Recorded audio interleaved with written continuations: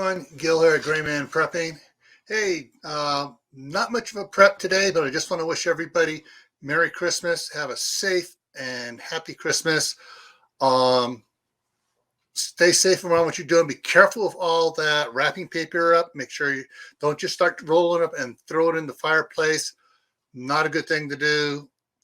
Christmas paper, the wrapping and stuff have chemicals in it that when it's burnt, put off dangerous chemicals. So don't be burning the wrapping paper in the fireplace.